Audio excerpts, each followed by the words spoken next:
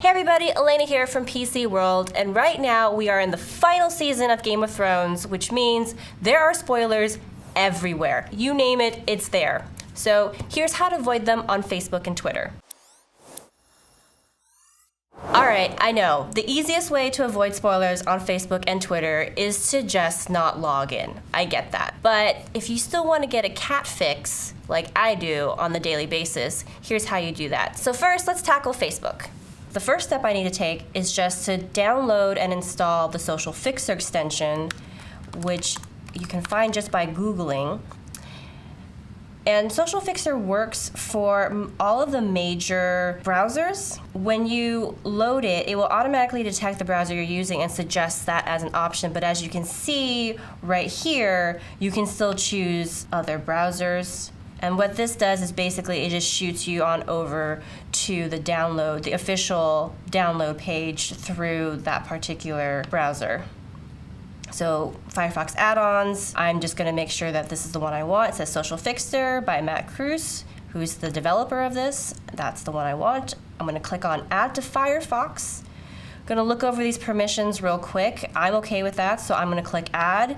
If you're, for whatever reason, not comfortable, you can click on Cancel. But obviously, if you do that, you won't install the extension and you won't be able to use this as a way to avoid spoilers.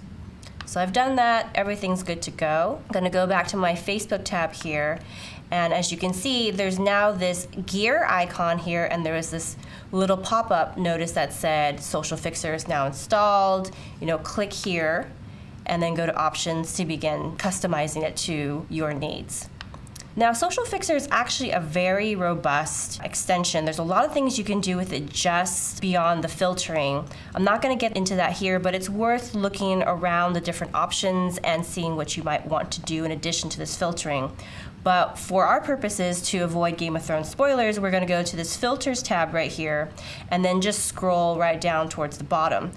The developer of this extension has already set up filters for Game of Thrones and even Avengers Endgame, and you can just go ahead and add those automatically and they should work. You have two options for Game of Thrones. It's hide Game of Thrones spoilers till Monday, so if you think you'll be caught up by then, you're fine, or you can choose to hide all posts about Game of Thrones. For this, I'm going to choose all because not everyone can watch Sunday night. And I'm going to actually go in here and edit it because it doesn't include, let's see, can I edit this? No, okay, so I'm going to set a separate filter because this one doesn't include the abbreviation for Game of Thrones, which is GOT, which people also use. I'm just going to give it a name and description so I know what it's about. And then I'm going to actually change this little thing right here. I'm going to check this box and it's going to show me a note where the post would have been. So that way, if for whatever reason I want to come back to it later, I can click on it and then actually read what my friends wrote. Thrones potential spoiler, so I know what the label is. And then I'm done editing that. I'm going to do the same thing for this hide all posts one, the preset one, just because I like to know what I am potentially missing out on. So I'm all done. Save the changes, and now all I have to do is reload the page. So I can do that by just clicking here or doing Control R on Windows. I believe it's Command R on Mac OS, and it should work. So I have Game of Thrones, the official HBO page, on here, and that's the only one I have here because if this doesn't work exactly as intended, I don't have to worry about potentially ruining things for you all. Here we go. It's really subtle. You see right here it says Game of Thrones post hidden. So that means that this is this is a post that HBO had made and now is hidden from my view, so I don't have to worry about it while I'm scrolling through my feed. So I'm going to click on it, and everything's fine. It's not an actual spoiler. And now you can see what it was. So it's just this teaser for last Sunday's episode. And I can click on this again, and it's hidden from view. And this is all there is to it. You can go a little more in depth if you want to, like customizing the filters, creating new ones, tweaking it a little.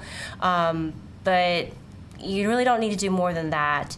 The one thing I will say, though, is that this only applies to desktop. So if you're using the mobile app for Facebook, it won't work for that. This is like a JavaScript-based thing that works in the desktop browser. So it's only local to the machine that you're on. All right, so next up is Twitter. Let's move on to that.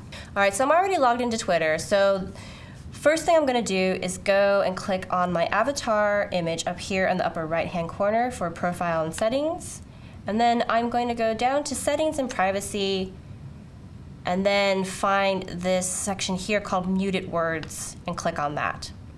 And so what I'm basically going to do is set up my own filters. However, Twitter strangely does not allow multiple words to be parsed in a single filter, so you will have to set up a filter for every single phrase or word that you want to do. So Game of Thrones is going to be one.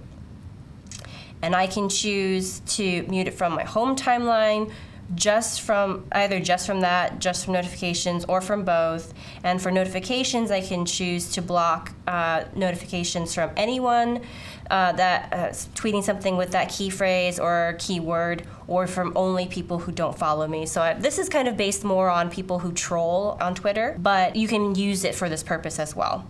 And then you can also choose for how long you do it. So it can just be a permanent filter. It can last for a day, a week, or a whole month. I'm just going to leave it on forever just for the sake of this, and I'm going to do it for everyone just in case some of my friends get particularly enthusiastic about spewing information. So I'm going to click add, and that's my first one.